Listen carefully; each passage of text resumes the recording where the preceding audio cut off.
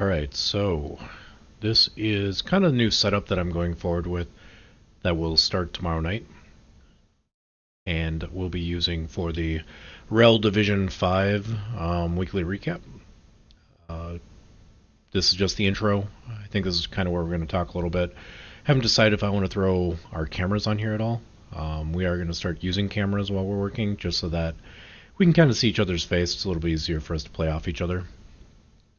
So one of the things that I've been working on is this website view, and I've got going on here is I've got the ReBBL.net imagery on the left. I've got the just a kind of a banner thing on the right to do a little bit of color. It's kind of blocked by my face right now, but it is what it is. And then what basically I need to do to kind of enable this viewpoint is I have kind of resized my window based on kind of the hard break points that I have within my OBS setup, and then kind of cropped pieces off. Normally on the top section here you've got the name of the coach, you got details, matches. If I slide this down a little bit, you'll be able to see it. So I'm actually cropping off a bit of the left side as well as the right in order to kind of get all the information here. And then cropping everything off the top. So getting rid of browsers, getting rid of the different spaces. This can be done pretty easily in OBS actually. Get that back in place. So if I pull over OBS and, oh man, this is probably not the best idea. I think I can actually just pull straight up the settings. So when I go to my website, display capture, I can click on it. I've got filters set up, and then if I pull this over, basically I set a chroma key. So this is the F color that's used in the background, or the color key. It's FF272B30. You can pull this off of the main website if you inspect the elements of the background colors. Similarity, smoothness, all those things are at 1. Opacity is at 100. I changed my contrast a little bit because it made the colors pop a little bit more. I found that the text got a little bit difficult to read with having the contrast too low. And then I pulled out some of the brightness and gamma the contrast is higher so that it creates a little more distinction, and reduced the brightness and stuff because it made it a little bit easier to read. And then I also, this is where I set up my cropping. So I removed about 100 pixels on the left, 300 from the top. I actually reduce a ton of pixels from the right side. I actually run off a 4K monitor here, and then I pull some off the bottom as well. So what this does basically is it filters down my section of the screen to be about this big, when really that's about a quarter of my overall viewable area. So that's what kind of gives me this layout here. That I've got this entire section. So the chroma key is what removes the plain gray that you would normally see in the background here, and I've got just a different light gray image sitting across the back, and then the cropping makes it so when I put my Chrome window on the screen, I move it to the very top left, and then I just kind of play with the edge of it until I get rid of my scroll bar, and I get it to the right width so that it pops and kind of snaps into place based on the size of the window.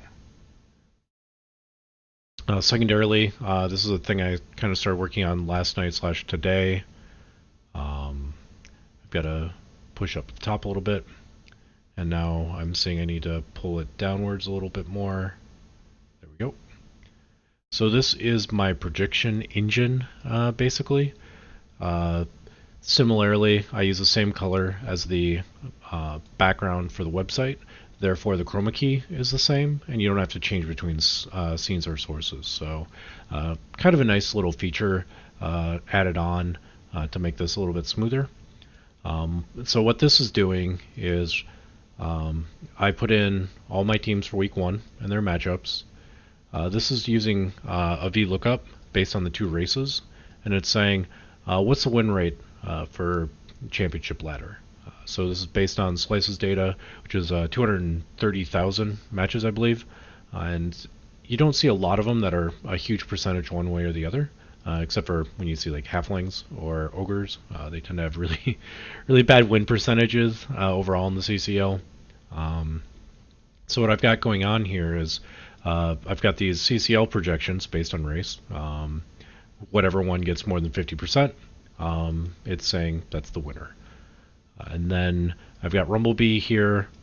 So this is actually editable, and it comes into the prediction spot. So when I share this out for you guys, you can just change this, and you can say this is David, right? And then I don't know who David works with, but co-host, right? So that should automatically updates the names for whose predictions they are.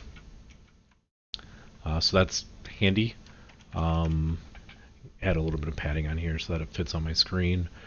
And then the way this works is you basically, so when Rumblebee comes in here and he adds in his projections, he says, I think things dwarves hate will win. I think Authorks will win. Flyboys. And it goes through and it highlights any ones that is correct in green. And that's all dictated by this actual tab that I've got hidden off the side of the screen here, where you're saying choose which team actually won. You probably want to either do this before you do the recap piece, so that it pre-highlights all of these for you and gets you kind of ready to go and just talk through everything. And say, right now I've got this just set to say that the home team, Team 1, is the one that wins every week.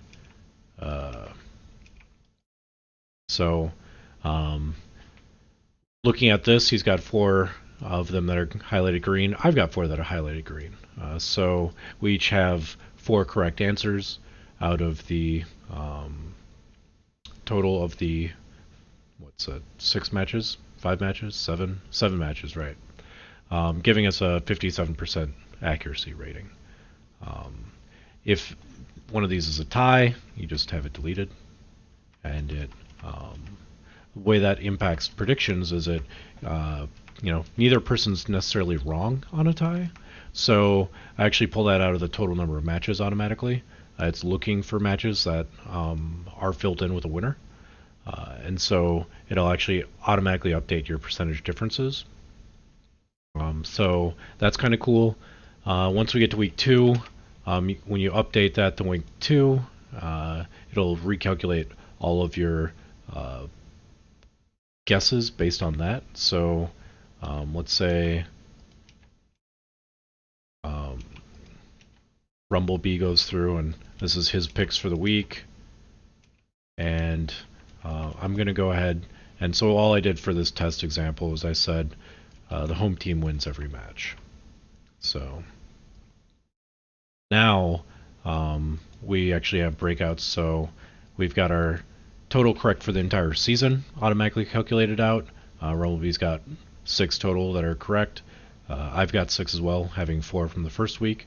But then it also automatically goes based on your week that you have listed at the top, matching what's on the left side here, to say, all right, how many did you get correct based on those? So here you can see I got 2, and he got 3. The CCL prediction is actually a hidden prediction. If you want to see it, it's just this hidden column here. There's not a lot of space, so I couldn't fit everything in here, but you should be able to guesstimate based on how the CCL is going. It's picking it based on these win percentages. I think I've got one more thing that I need to do to fix it. So right now I say if they're even, it's a draw, but if somebody wins, then a draw is wrong. So I think I may need to figure out a way to pull that out of the CCL totals as well. Otherwise, it's going to make CCL always look a little bit worse than it should be when it says these draws. So small to-do still on my part for that. But that's really the way this works. It's pretty simple. I've gone through and I've added in the first couple weeks of matches for the season. It's kind of handy, and it's got it kind of pinned on the top here, so you can just scroll to your start of week 2. Wrong direction. Not like going one at a time. So now we're at the start of week 2. Yep. And you've got your visibility. If you want to remove the cursor from your screen, click on the very top. I've got that part filtered out in my view. You should probably do the same. I've got this built out, at least for my screen, that it's the exact same kind of header space as what you get on ReBBL.net. So that when you're swapping between the two, it's reasonably seamless. Similar design, so it ends up, I don't know, kind of coming together pretty well. And I really like ReBBL.net because you have the option to kind of go a little bit further in some of these metrics. You still have all your player stats.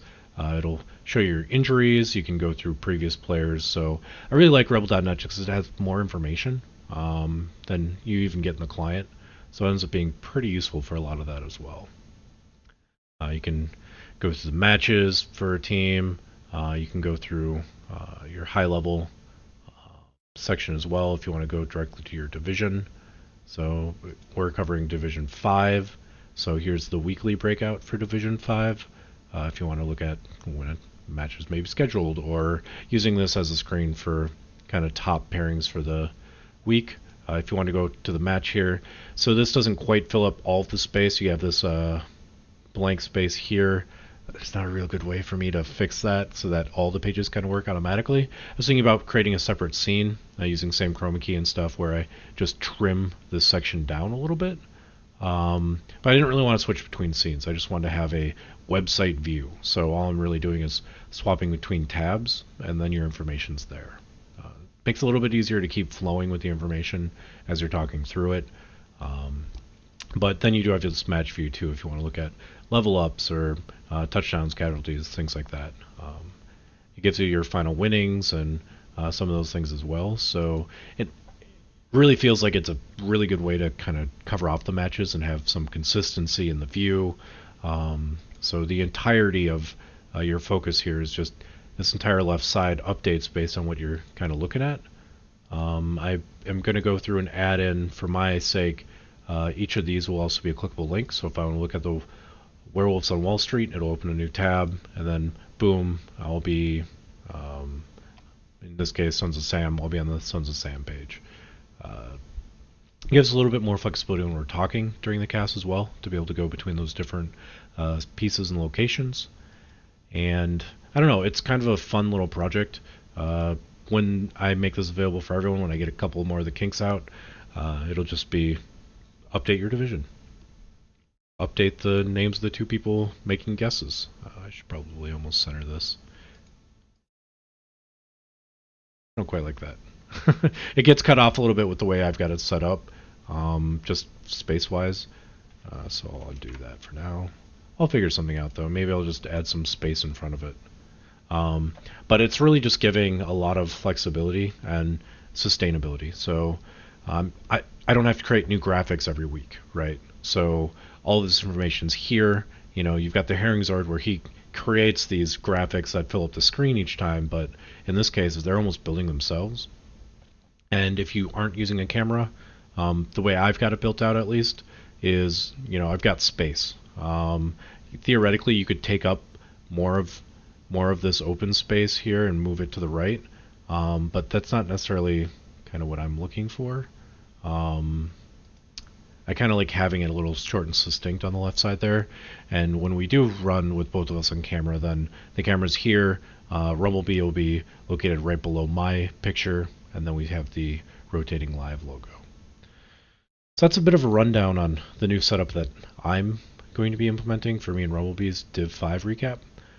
I will make this spreadsheet available. Within this video, I gave you those chroma key information, but I'll pull that up again here real quick.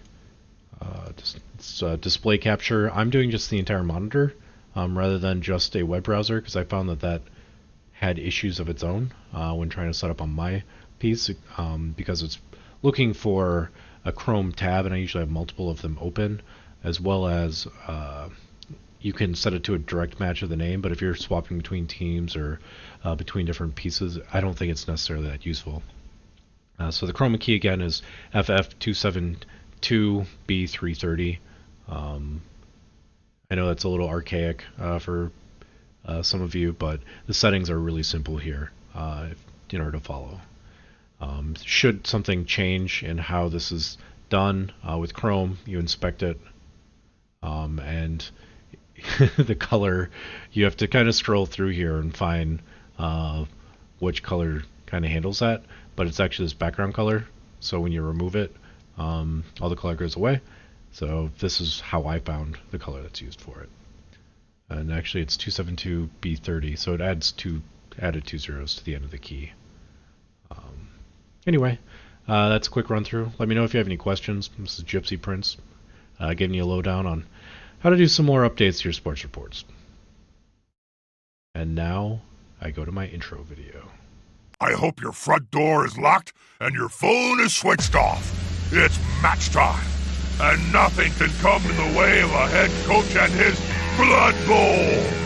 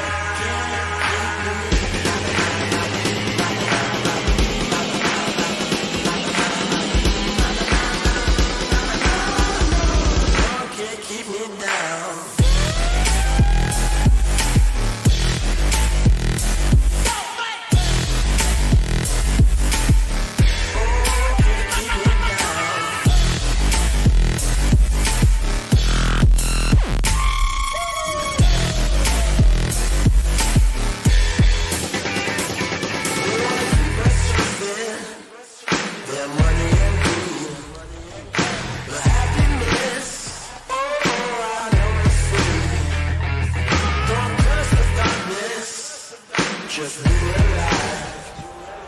Let it shine from the darkness. Let it shine through the night.